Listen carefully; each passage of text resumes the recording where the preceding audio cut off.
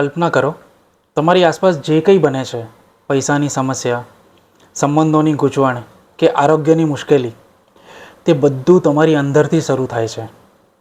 અને જો હું કહું કે આ બધું સાફ કરવાની એક સરળ પ્રાર્થના પણ છે, તો તમને કેવું લાગશે? નમસ્તે, મારું નામ સંકેત આગરકર અને આજે આપણે વાત કરવા જઈ રહ્યા છીએ એક ખૂબ જ શક્તિશાળી હવાઈયન હિલિંગ પદ્ધતિની, હો'ઓપનોપનો. આ માત્ર એક ટેકનિક નથી, પરંતુ જીવનને સ્વચ્છ, શાંતિપૂર્ણ અને સમૃદ્ધ બનાવવાનું વિજ્ઞાન છે. ચાલો પહેલાં તો સમજીએ કે હો'ઓપનોપનોનો અર્થ શું છે. હો'ઓપનોપનોનો અર્થ છે વસ્તુઓને યોગ્ય બનાવવું.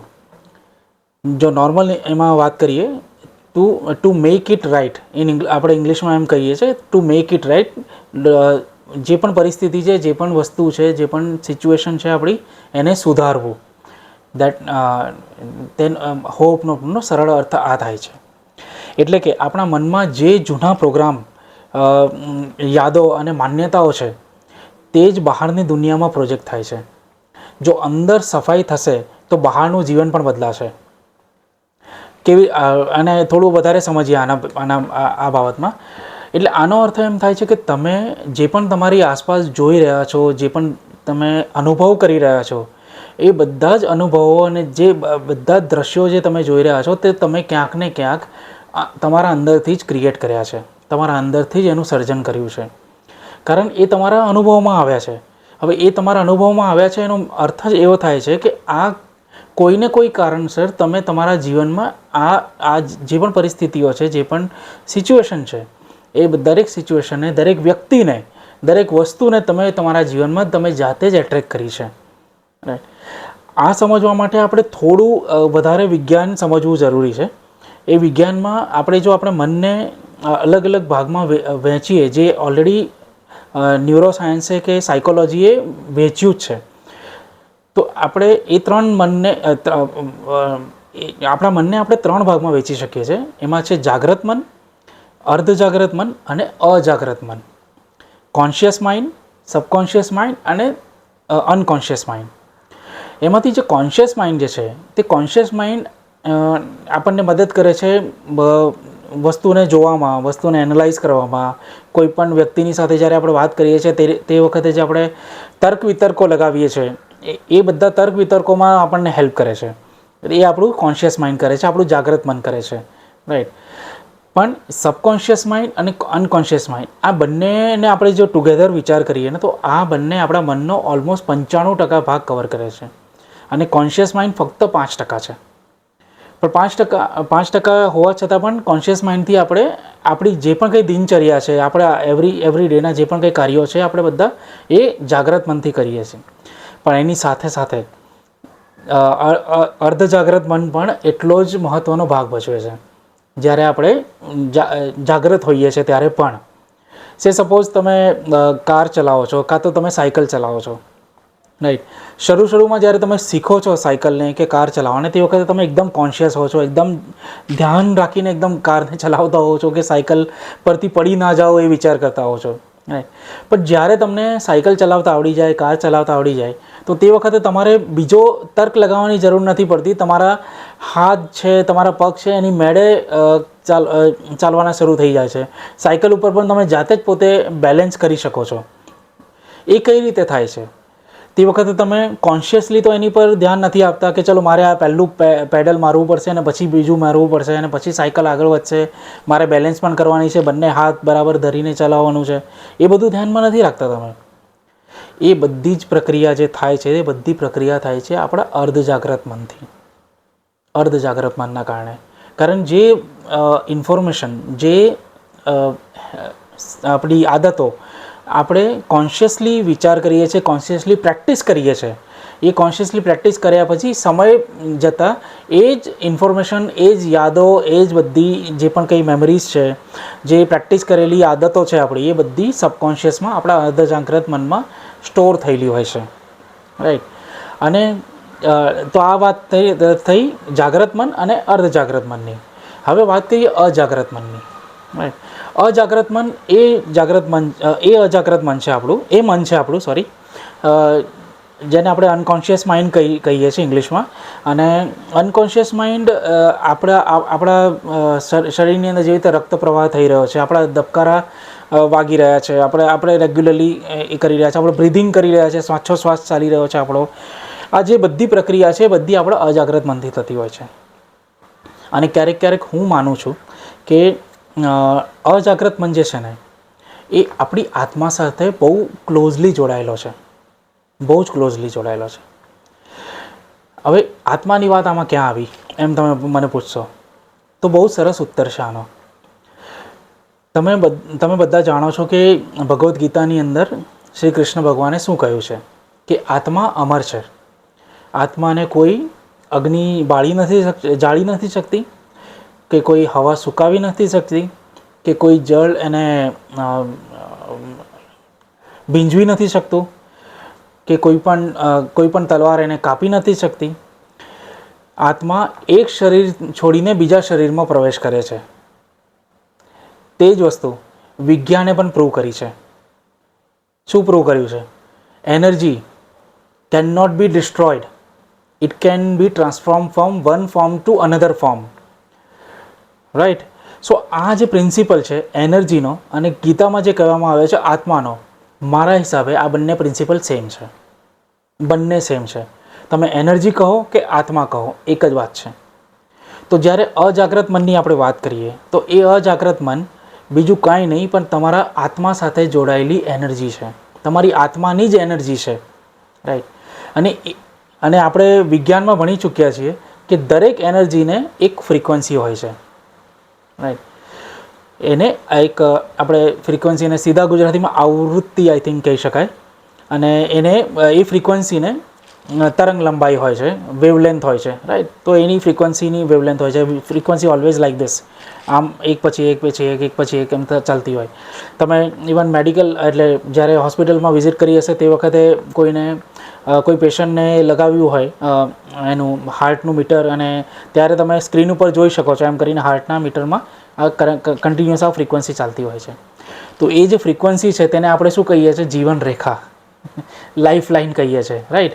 તો આ જે ફ્રીક્વન્સી જે છે જેની હું વાત કરવા જઈ રહ્યો છું હમણાં, તે ફ્રીક્વન્સી એટલી મહત્ત્વપૂર્ણ છે આપણા માટે, કારણ એ આપણી આત્મા સાથે જોડાયેલી છે, આપણી એનર્જી સાથે જોડાયેલી છે. હવે એક સાદી સમજણ આપું તમને કે આ જે ફ્રીક્વન્સી છે એ ફક્ત સજીવ લોકોમાં જ નહીં પણ નિર્જીવમાં પણ હોય છે, નિર્જીવ વસ્તુઓમાં પણ હોય છે. ક્વોન્ટમ ફિઝિક્સની આપણે વાત કરીએ તો ક્વોન્ટમ ફિઝિક્સમાં સાયન્ટિસ્ટે સબ એટોમિક લેવલ પર, એટલે કોષ જે આવે એ કોષના અંદર એટમ્સ હોય છે, અણુ હોય, પરમાણુ હોય, બધા હોય છે, એના પણ બિયોન્ડ જઈને જોવાનો પ્રયત્ન કર્યો છે. અને ત્યાં એમણે જોયું છે કે ત્યાં બીજું કાંઈ જ નથી, ફક્ત ખાલી જગ્યા છે. અને ખાલી જગ્યામાં એમ કન્ટિન્યુઅસલી વાઇબ્રેટ થતી એક ફ્રીક્વન્સી છે, આમ કન્ટિન્યુઅસલી વાઇબ્રેટ થતી. અને એના બેઝિસ ઉપર એ લોકોએ એ શોધ કરી, એ આઈડેન્ટિફાઈ કર્યું કે વિશ્વની અંદર, બ્રહ્માંડમાં, યુનિવર્સમાં દરેક વસ્તુ મૂવિંગ છે, કોઈ પણ વસ્તુ સ્થિર નથી. અને દરેક વસ્તુની અંદર પોતાની એક ઉર્જા હોય છે, એક એનર્જી હોય છે. રાઈટ? હવે દરેક ઉર્જા, દરેક એનર્જીને એક ફ્રીક્વન્સી છે. રાઈટ? અને એ ફ્રીક્વન્સી અને તમારી જે ફ્રીક્વન્સી, આ બંનેની વચ્ચેનો ફરક એટલો જ છે જેટલો બે રેડિયો ફ્રીક્વન્સી વચ્ચેનો છે. ચોકી ગયા? થોડું વધારે સમજાવવામાં. સપોઝ કે તમારી પાસે રેડિયો છે અને તમારે 98.3 FM લગાવવું છે. બરાબર? આઈ થિંક રેડિયો મિર્ચી છે 98.3, એ લગાવવું છે. તો તમે એની ફ્રીક્વન્સી સેટ કરશો રેડિયો પર. જો તમે 98.4 લગાવો છો તો શું 98.3ના ગીતો વાગશે બરાબર? નહીં વાગે. કેમ? તો કે એની રાઈટ ફ્રીક્વન્સી નથી. બરાબર? તો એ જ રીતે તમારે જો રાઈટ ફ્રીક્વન્સીને તમારા જીવનની અંદર, એટલે તમારે જો એ જ રીતે તમારે રાઈટ ફ્રીક્વન્સીનો ઉપયોગ કરવો પડે તમારી સિમિલર રાઈટ ફ્રીક્વન્સીને તમારી લાઈફમાં એટ્રેક્ટ કરવા માટે. રેડિયો શું કરે છે? એ રાઈટ ફ્રીક્વન્સીને કેચ કરે છે, પણ એ ફ્રીક્વન્સી ક્યાં છે? એ ફ્રીક્વન્સી ઓલરેડી હવામાં તો છે જ, એ ઓલરેડી આપણા વાતાવરણમાં છે જ. રાઈટ? ફક્ત એટલો જ ફરક છે કે તમે 98.3 નથી ટ્યુન કર્યું, બરાબર. તો હવે 98.3 ટ્યુન કેવી રીતે કરવું? કારણ કે આપણે કંઈ રેડિયો તો છીએ નહીં કે આપણે 98.3 FM એમ કરીને ટ્યુન કરી દઈએ સીધું પોતાની જાતને. તો આપણી પાસે એવા કયા એ છે, કયા ટેકનિક્સ છે કે કયા પર્ટિક્યુલર મેથડ છે કે જેનાથી આપણે પોતે આપણી જે ડિઝાયર્ડ ફ્રીક્વન્સી છે તેને સેટ કરી શકીએ. તો આપણા માટે જે સપોઝ 98.3 એ નંબર છે, રાઈટ, જેનાથી આપણે એક રાઈટ ફ્રીક્વન્સી સેટ કરીએ છીએ. પણ આપણી પાસે છે આપણી ફિલિંગ્સ, ભાવનાઓ, આપણી પાસે છે આપણા થોટ્સ, આપણા વિચારો, આપણી પાસે છે આપણી બિલીફ્સ, માન્યતાઓ, અને ચોથો નંબર એક્શન્સ, કર્મ, રાઈટ. કર્મણ્યેવાધિકારસ્તે મા ફલેષુ કદાચન, એક ભગવદ્ ગીતાનો બહુ પ્રસિદ્ધ શ્લોક છે, રાઈટ. પણ શરૂઆત થાય છે ફિલિંગ્સથી, અને પછી આવે છે વિચારો, પછી આવે છે માન્યતાઓ, અને ત્યારબાદ આવે છે કર્મ, એક્શન, રાઈટ. ફિલિંગ્સ કેમ પહેલાં આવે છે? કેમ? કારણ આપણે જ્યારે એકદમ નાના હોઈએ છીએ, એકદમ નાના બાળક હોઈએ છીએ, તે વખતે શું સિચ્યુએશન હોય છે આપણી? તે વખતે આપણે બોલી નથી શકતા, આપણે વિચારી નથી શકતા, આપણે કંઈ કામ નથી કરી શકતા, પણ આપણે ફીલ તો કરતા હોઈએ છીએ. સરસ મજાનું ફિલિંગ થાય છે. ભૂખ લાગે તો પણ ફિલિંગ થાય છે. કોઈ આપણી માતા આપણને આપણા હાથમાં લે છે ત્યારે પણ એ ફીલ થાય છે કે હા ચલો માતાએ આપણને આપણા હાથમાં લીધી છે. તો તમે જોયું હશે કે બાળકો એકદમ રડતા બંધ થઈ જતા હોય છે જ્યારે એમની માતા એમને હાથમાં લેતી હોય છે, રાઈટ. તો એ જ રીતે ફિલિંગ એ આપણો સૌથી મોટો અને સૌથી પ્રાઇમરી એ કહેવાય આપણે સૌથી પ્રાઇમરી સોર્સ છે કે જેનાથી આપણે દુનિયાને ઓળખવાનો પ્રયત્ન કરીએ છીએ. તો ફિલિંગ જે છે આપણી ભાવનાઓ છે, તે ભાવનાઓને પણ એક ફ્રીક્વન્સી છે, કારણ કે એ પણ એક એનર્જી છે. કારણ કે ફિલિંગ આપણી અંદર ક્યારે હોય? જ્યારે આપણી અંદર આત્મા છે, જ્યારે આપણે જીવંત છીએ. અને આત્મા શું છે? આત્મા એનર્જી છે, આત્મા ઉર્જા છે. તો ઉર્જા છે અને આ બાજુ ફિલિંગ્સ છે તમારી, તો ફિલિંગ્સને પણ એક ફ્રીક્વન્સી છે, રાઈટ. તો એની એક ફ્રીક્વન્સી. ત્યારબાદ આપણે થોડા મોટા થઈએ છીએ, આપણને આપણા ઘરના લોકો, ફેમિલી મેમ્બર્સ, મિત્રો જે શબ્દો આપણને શીખવાડે છે આપણી ભાષામાં, બરાબર, તે શબ્દો આપણે શીખીએ છીએ. તો એ શબ્દોની મદદથી આપણે એ શબ્દોને પ્રોપર પ્રોસેસ કરીએ છીએ. પ્રોસેસ કર્યા પછી અમુક વર્ષ પછી, 2 વર્ષ કે 3 વર્ષ પછી આપણે એને બોલવાનું શરૂ કરીએ છીએ.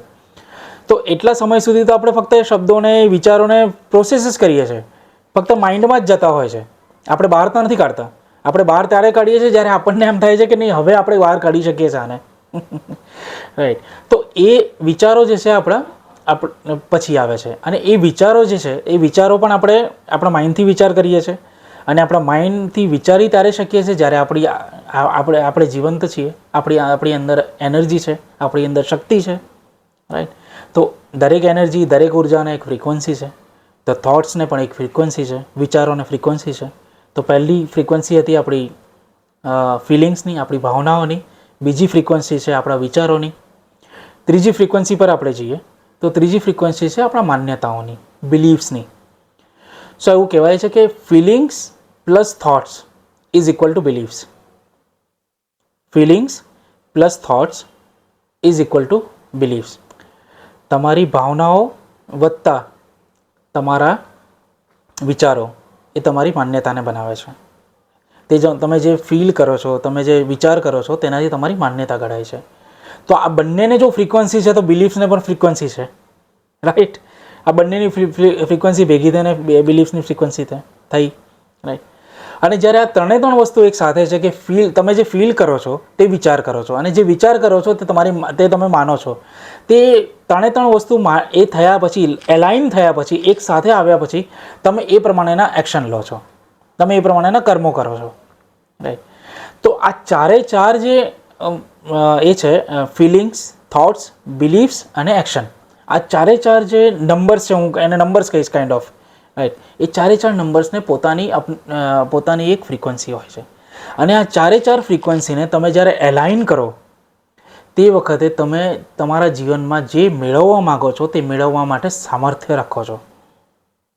રાઈટ. એટલે તમારે જે મેળવવું છે તમારે સૌથી પહેલાં તો એ ફીલ કરવું પડે કે તમે ઓલરેડી એ મેળવી લીધું છે. ફરીથી રિપીટ કરો. તમે તમારા જીવનમાં જે મેળવવા માગો છો તે તમારે ફીલ કરવું પડે કે તમે એને મેળવી લીધું છે.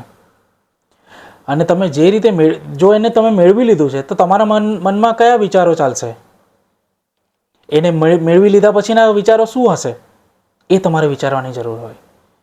ત્યારબાદ તમે એને મેળવી લીધું છે, તમે એના પ્રત્યે ખુશ છો, જે તમારી ફિલિંગ છે, તમે હેપી છો એના માટે, તો એ તમારી માન્યતા બને છે કે હા આ મારું જ છે, આ મેં મેળવી જ લીધું છે, આ મારું જ છે. અને જ્યારે આ ત્રણ વસ્તુ એકદમ દ્રઢ હશે, ફિલિંગ્સ, થોટ્સ અને બિલીફ્સ તમારી દ્રઢ હશે ને, તો હું માની જ નથી શકતો કે તમે એ પ્રમાણેના કાર્યો નહીં કરો જે કાર્યથી તમે તમારા ગોલ સુધી પહોંચી શકો છો, તમે તમારી ઈચ્છા પ્રમાણેના રિઝલ્ટ સુધી પહોંચી શકો છો.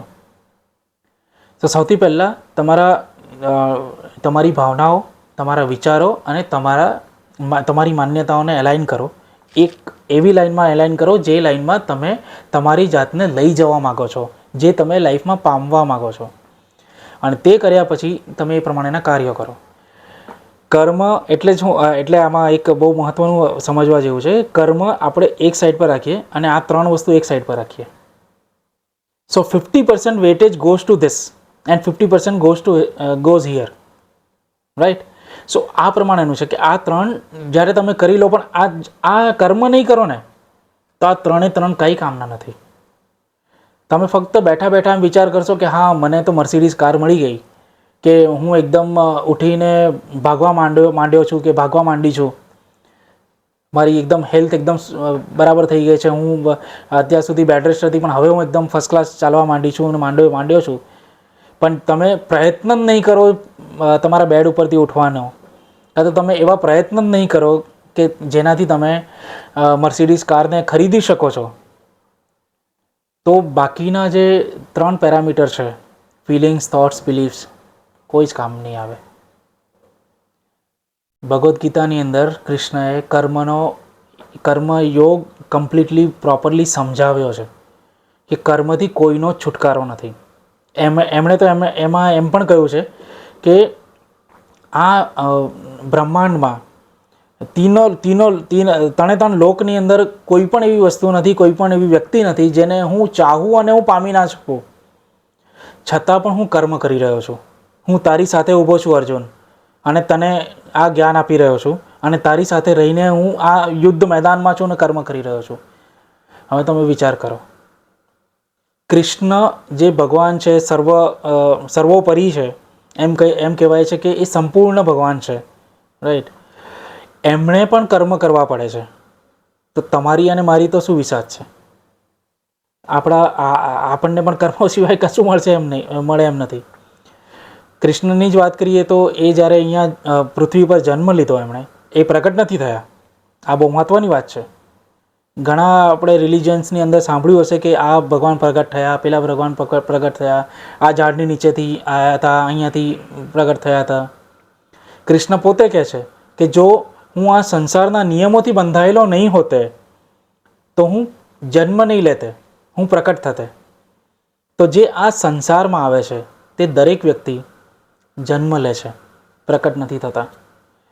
અને જે જન્મ લે છે એને કર્મ કરવું પડે છે. નાનું હોય, મોટું હોય, કોઈ પણ પ્રકારનું હોય, કર્મ તો કરવું જ પડે. કર્મ સિવાય કોઈનો છુટકારો નથી. એટલે કર્મનું મહત્ત્વ કમ્પ્લીટલી અલગ છે, અને બાકીના ફિલિંગ્સ, થોટ્સ, બિલીફ્સનું મહત્ત્વ કમ્પ્લીટલી અલગ છે. સો આ વસ્તુને તમારે બહુ ધ્યાનથી સમજવાની જરૂર છે. ચાલો, આપણે થોડાસા આઉટલાઇન થઈ ગયા હતા, હવે આપણે ફરીથી હોપનો પર આવીએ.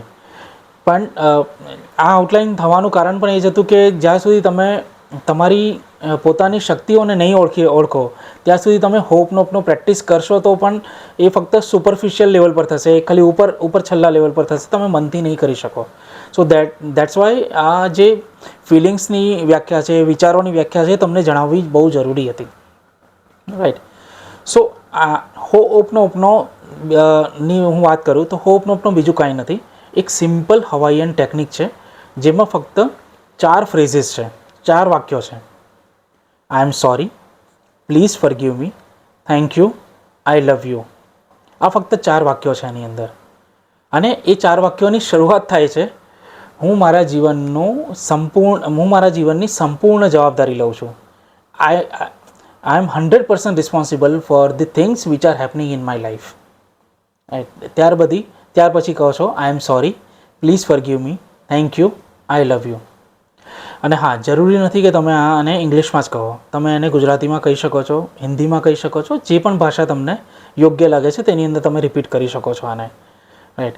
જેવી રીતે તમારે ગુજરાતીમાં કેવું હોય તો તમે કહી શકો છો કે હું મારા અત્યારના જીવનની પૂર્ણ જવાબદારી લઉં છું, સંપૂર્ણ જવાબદારી લઉં છું, 100% જવાબદારી લઉં છું, મને માફ કરો, હું માફી ચાહું છું, મને માફ કરો, હું આભારી છું, અને હું તમને પ્રેમ કરું છું. અને સૌથી બ્યુટિફુલ વસ્તુ એ છે કે આ 4 વાક્યો તમે કોઈ બીજાને નથી કહેતા, તમે ફક્ત પોતાની જાતને કહી રહ્યા છો. તમારી અંદર જે બેઠેલા ભગવાન છે, તમારી અંદર જે બેઠેલો ડિવાઇન પાવર છે, જે પણ યુનિવર્સ છે, તમે એને કહી રહ્યા છો. અને તમે જ્યારે બિલીવ કરશો, જ્યારે માનશો કે ભગવાન તમારી અંદર જ બેઠા છે, તે વખતે આ જે 4 વાક્યો છે એ તમે પોતાની જાતને કહી રહ્યા છો, તો જાણે કે એ ભગવાનને તમે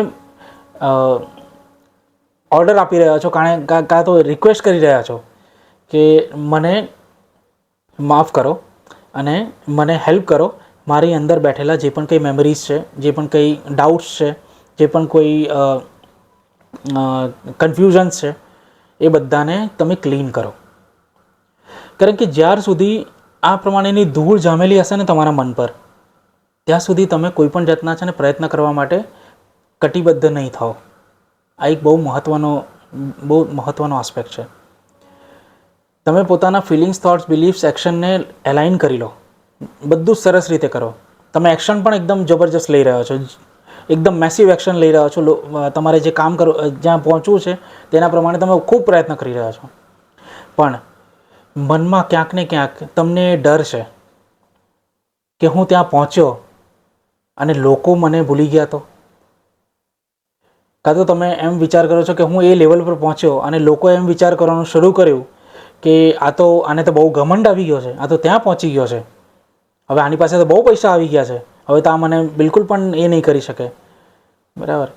તો એવા કેસની અંદર શું થશે? એવા કેસની અંદર આ પ્રમાણેના જે વિચારો હશે, જેના કારણે જે તમારી માન્યતાઓ બની ગઈ હશે, એ માન્યતાઓ તમને આગળ પ્રયત્નમાં તમને યશ લાવવા જ નહીં દે. બહુ સારા પ્રયત્નો કર્યા છે છતાં પણ એક સમય એવો આવી જશે જ્યારે તમે એવી નાની અમસ્તી ભૂલ કરી નાખશો કે એ નાની અમસ્તી ભૂલના કારણે તમારા બધા પ્રયત્નો પર પાણી ફરી જશે. અને એ ભૂલ તમે જાતે રહીને નથી કરતા, એ તમારે થઈ જ જાય છે. કેમ? તો કે તમારી જે માન્યતા છે, તમારા જે વિચારો ચાલી રહ્યા છે આટલા વખતથી, એ બધા વિચારો તમને એ ભૂલ કરવા પર મજબૂર કરી નાખે છે. ભૂલ તમે જ કરી છે, તમને એમ લાગશે પણ કરે કે મેં ભૂલ કરી છે, અને તમને ખોટું પણ લાગશે કે અરે બાપરે, અહીંયા સુધી પહોંચ્યો અને હું આગળ કંઈ શું કરી ના શક્યો. પણ લેટ મી ટેલ યુ, તમારી પૂરેપૂરી મિસ્ટેક નહીં હોય, પણ તમારે 100% એની જવાબદારી લેવી પડશે. અને જો તમે 100% જવાબદારી લેશો એ મિસ્ટેકની, એ ભૂલની, કે જે પણ કંઈ ડર છે તમારા મનમાં, કે જે પણ કંઈ ગેરમાન્યતાઓ ભરેલી છે તમારા મનમાં, કે જે પણ સમાજે ખોટા વિચારો નાખ્યા છે તમારા મનમાં, એને જ્યાર સુધી તમે ક્લીન નહીં કરો ત્યાં સુધી તમે જીવનમાં કેટલા પણ પ્રયત્ન કરશો આગળ નહીં વધી શકો.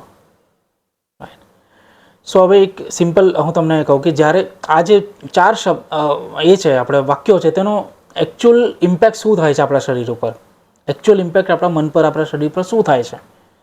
સો મેઇન જે આનો ઇમ્પેક્ટ છે, એ મેઇન ઇમ્પેક્ટ છે કે તમે જ્યારે કોઈ પણ સિચ્યુએશનમાં હોય કે કોઈ પણ જાતની કુમાન્યતાઓ કે ગેરમાન્યતાઓ લઈને બેઠા હો, કે કોઈ પણ જાતનો ડર લઈને બેઠા હો છો, તો એ ડરને તમારે જ્યારે ક્લીન કરવું હોય તે વખતે તમારે એક વસ્તુનું ધ્યાન રાખવું પડે કે તમારે પોતાની જાતને માફ કરવું પડે.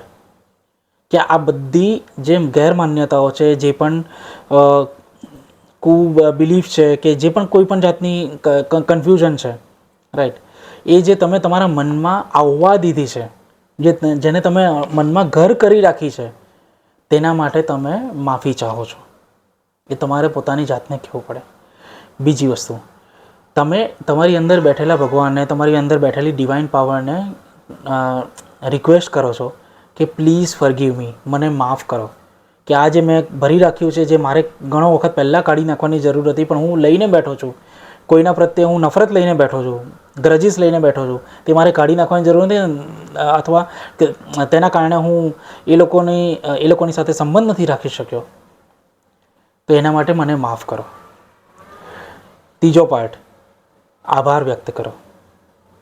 તમારા જીવનની અંદર જે કંઈ પણ અત્યારે છે, જે વ્યક્તિઓ છે, જે વસ્તુઓ છે, જે ઘરમાં તમે રહો છો, કે ઇવન તમે શ્વાસ લઈ રહ્યા છો, રાઈટ, તમારા ઘરમાં ટ્યુબલાઇટ છે, તમારા ઘરમાં ફ્રીજ છે, તમારી પાસે જે પણ કંઈ વ્યવસ્થા છે, એ બધા માટે આભાર વ્યક્ત કરો. કારણ કે યુનિવર્સ કહો કે ભગવાન કહો કે અલ્લાહ કહો કે જે નામ લેવું હોય તમારે તે કહો,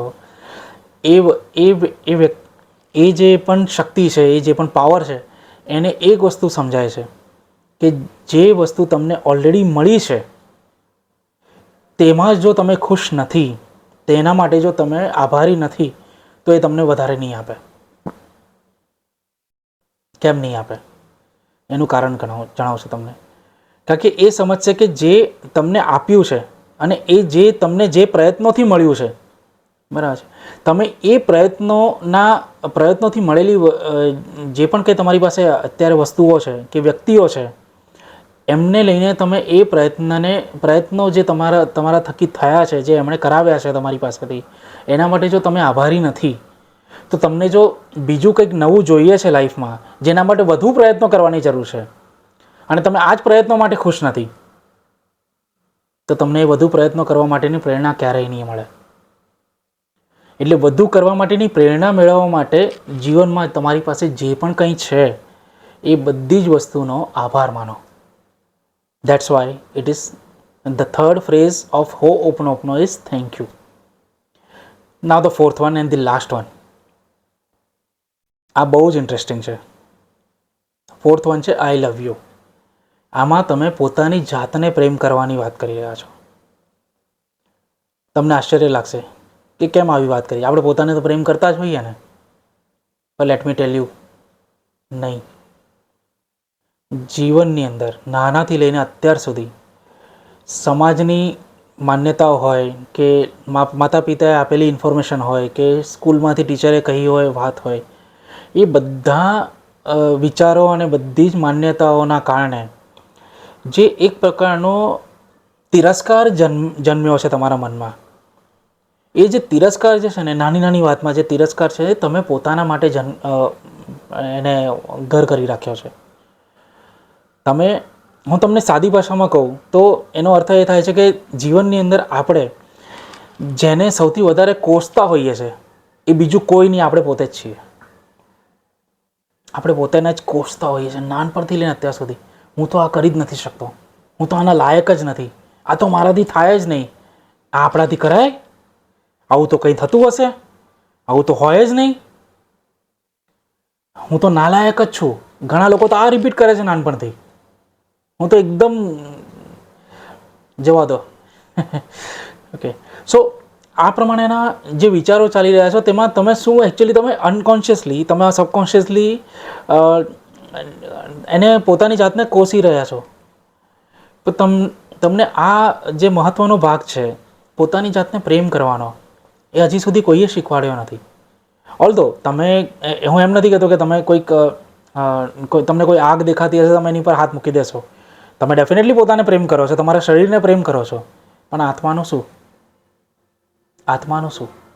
તમે તમારી આત્માને પ્રેમ નથી કરતા, અને આત્મા જ તમને ચલાવી રહી છે. આપણે સમજી લીધું એના પહેલાં પણ. આત્મા, એનર્જી, ઉર્જા એ જ તમને ચલાવી રહી છે. અને જો ઉર્જાને જ તમે પ્રેમ નથી કરતા, તો તમારે આગળ વધવા માટે સૌથી વધારે શેની જરૂર છે? ઉર્જાની. તો જો તમારી ઉર્જાને, તમે તમારી આત્માને, તમારી એનર્જીને પ્રેમ નથી કરતા, તો શું એ ઉર્જા, તમારી એનર્જી તમને હેલ્પ કરશે આગળ વધવા માટે? પ્રયત્ન કરવા માટે શક્તિ આપશે? ક્યારેય નહીં આપે. એટલે ફોર્થ ફ્રેઝ છે આઈ લવ યુ. પોતાને પ્રેમ કરવું સૌથી મહત્વપૂર્ણ છે. અહીંયા બી સેલ્ફિશ, કંઈ જ વાંધો નથી. સ્વાર્થી બનો આમાં. તમારે એવું લોકોની પાસે જઈને કહેવાનું, બૂમ નથી કરવાની કે હા હું સ્વાર્થી છું. તમે પોતાને તો કહી શકો છો ને કે હું તમને પ્રેમ કરું છું, હું તને ચાહું છું. સો આ જે 4 વાક્યો જે છે, આઈ એમ સોરી, હું માફી ચાહું છું, પ્લીઝ ફોરગીવ મી, મને માફ કરો, થેન્ક યુ, હું આભાર વ્યક્ત કરું છું, અને ચોથું આઈ લવ યુ, હું તમને પ્રેમ કરું છું.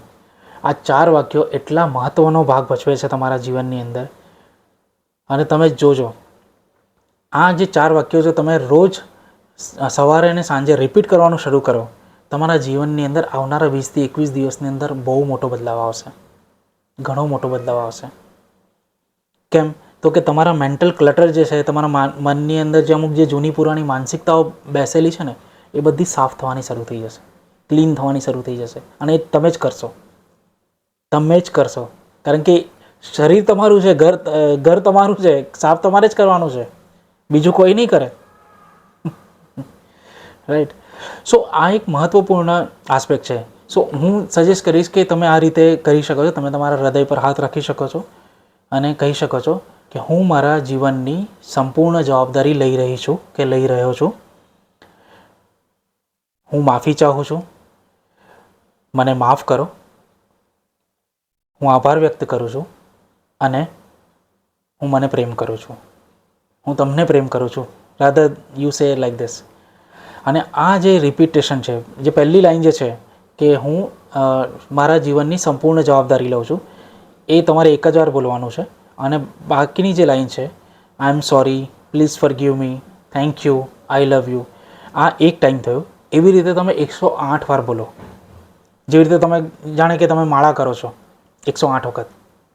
સો મોર્નિંગમાં ઉઠ્યા પછી અને રાત્રે સૂતા પહેલાં, આ બંને ટાઈમ પર જ્યારે સબકોન્શિયસ માઇન્ડ તમારું અર્ધ જાગ્રત મન ઘણું એક્ટિવ થાય છે કોન્શિયસ માઇન્ડની સાથે, જાગ્રત મનની સાથે, તે વખતે તમે કરો તો તમારા મનની અંદર, કારણ કે આ જે પણ કંઈ ક્લિનિંગ તમે કરો છો ને, એ તમારા કોન્શિયસ માઇન્ડની ક્લિનિંગ નથી, એ તમારા સબકોન્શિયસ માઇન્ડની ક્લિનિંગ છે, અર્ધ જાગ્રત મનની ક્લિનિંગ છે. તો અર્ધ જાગ્રત મનની ક્લિનિંગ તમે ત્યારે કરી શકો જ્યારે એનું એક્ટિવનેસ સૌથી વધારે હોય. તો આ જે 2 ટાઈમ છે, મોર્નિંગમાં ઉઠ્યા પછી તરત જ, બિફોર ટેકિંગ એની વોટર ઓર બિફોર ટેકિંગ એની ટી, તમે આને રિપીટ કરો 108 વાર. અને હું પોતે રેગ્યુલરલી કરું છું, તો મેં જોયું છે કે લગભગ 8 થી 10 મિનિટ લાગે છે આને કરતાં. રાઈટ? અને રાત્રે સૂતા પહેલાં 8 થી 10 મિનિટ આને 108 વાર રિપીટ કરો. તમે આવનારા 21 થી 30 દિવસોની અંદર એક સિગ્નિફિકન્ટ ચેન્જ જોશો, એક સિગ્નિફિકન્ટ અનુભવ તમને થશે. રાઈટ? સો આ એક બહુ મહત્ત્વની એ છે. અને આ બેઝિક હોપનોપનો છે, આ એકદમ બેઝિક લેવલ પર છે.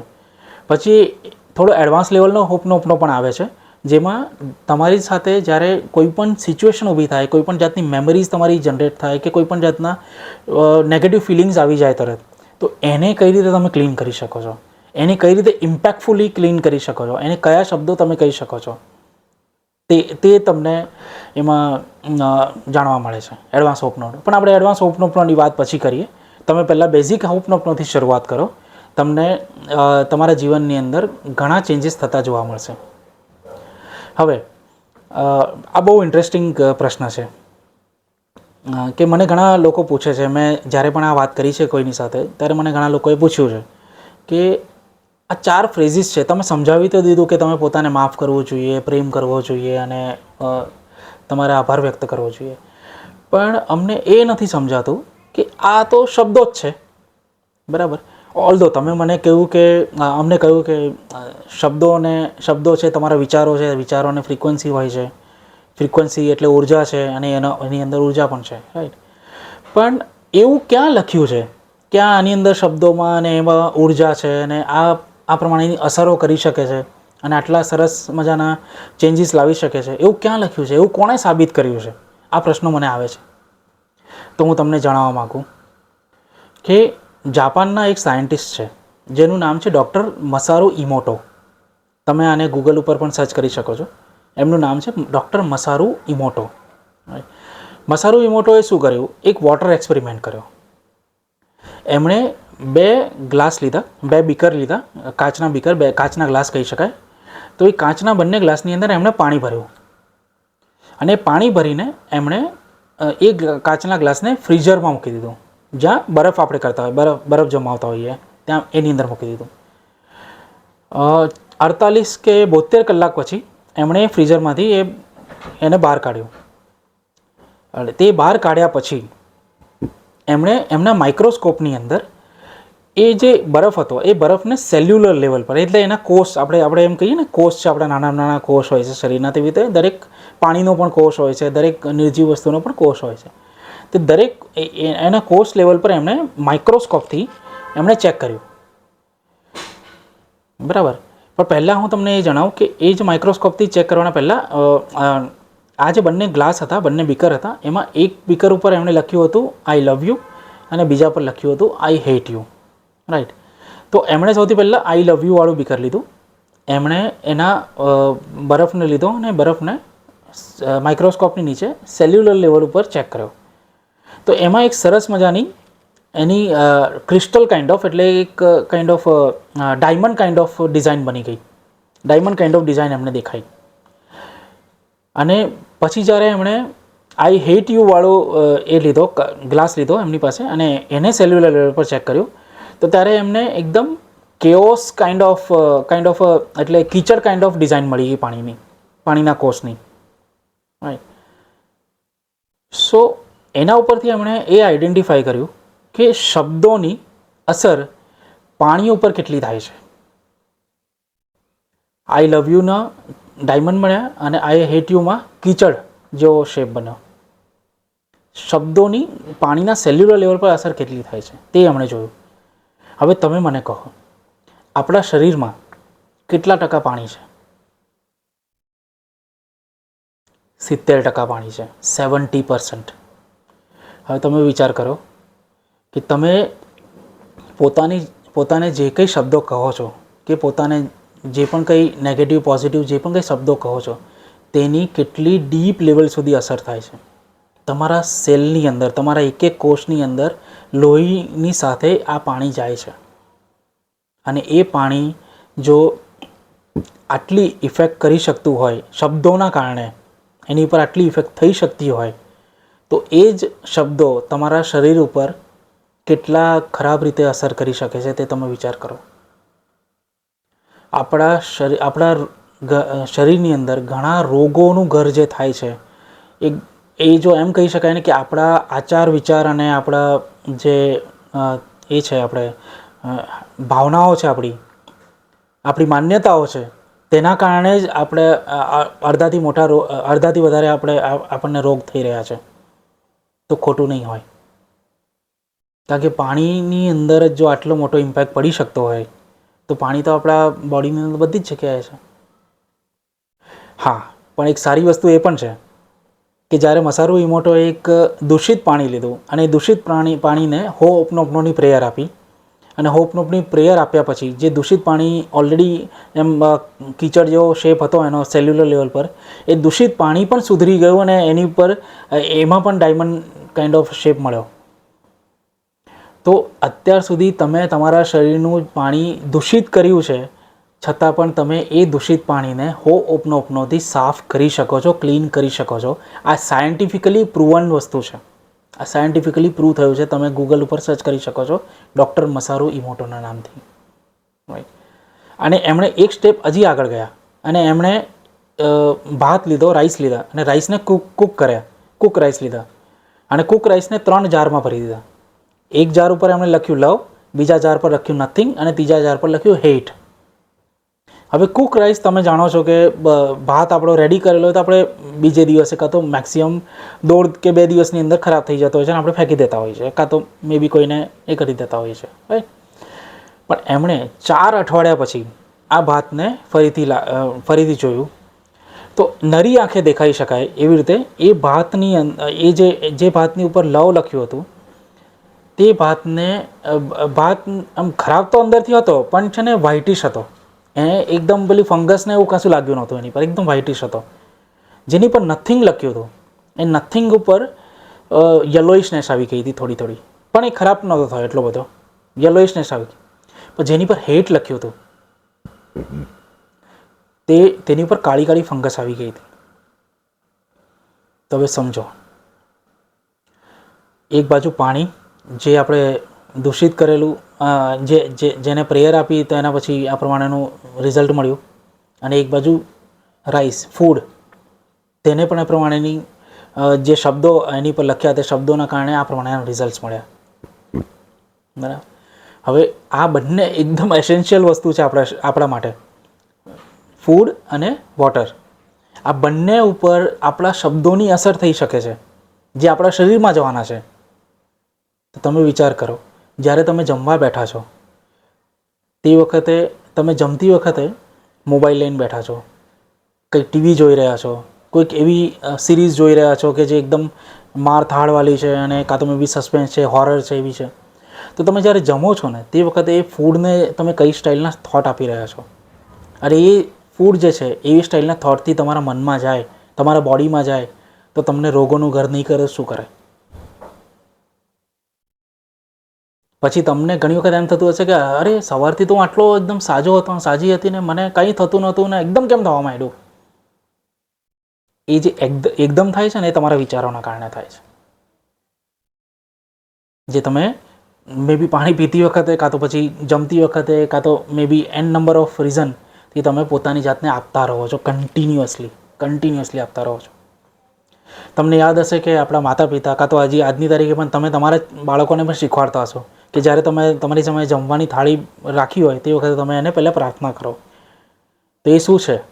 એ આપણા જે પૂર્વજોએ શીખવાડ્યું છે કે તમે જમતા પહેલાં પ્રાર્થના કરવી જોઈએ. તો તમે એકચ્યુઅલી શું છે, તમે તમારા શબ્દોથી એ જમણને, એ ફૂડને તમે એક પ્રકારનો મેસેજ આપી રહ્યા છો કે તમે તમારા શરીરમાં જ્યારે આવે ત્યારે એ તમને સરસ મજાનું ન્યુટ્રિશન પ્રોવાઈડ કરે.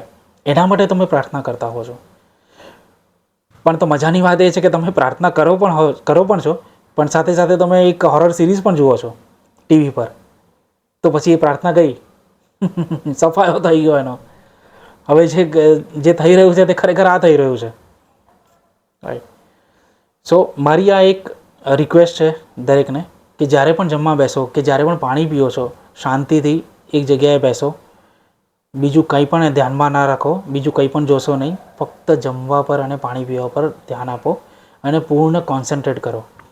અને ઈચ્છો તો તમે સારા શબ્દો, સારા વિચારો એમને આપો, જેનાથી તમે જ્યારે એને આરોગશો તે વખતે તમારા માટે ઘણું સારું ન્યુટ્રિશિયસ ફૂડ બનીને આવશે, રાઈટ. સો આ જે એક્સપેરિમેન્ટ છે તેના એક્સપેરિમેન્ટના બેઝિસ ઉપરથી મારા જેવા ઘણા હોઓપનોપનોના પ્રેક્ટિશનર છે તે તમને કોન્ફિડન્ટલી કહી શકે છે કે તમે જે આ 4 શબ્દો બોલો છો, I am sorry, please forgive me, thank you, I love you, આ ચારે શબ્દોની ખૂબ જ સરસ મજાની અસર થાય છે તમારા મન પર અને તમારા ઓવરઓલ શરીર ઉપર, રાઈટ. સો આ હતું આજનો હોઓપનોપનોનું સેશન. હોપ તમને આ વિડીયો ગમ્યો હશે. તો કૃપા કરીને તમે લાઈક કરો, શેર કરો લોકોની સાથે, અને કોમેન્ટ પણ કરો નીચે. અને હું ઈચ્છા રાખું છું કે તમે મારી ચેનલને સબસ્ક્રાઈબ કરો, જેનાથી હું વધુને વધુ આ ટૉપિક પર વિડીયો બનાવી શકું, અને વધુને વધુ હું તમારી જીવનમાં જે તમને મેળવવું છે તે મેળવવામાં મદદ કરી શકું. ખૂબ ખૂબ આભાર.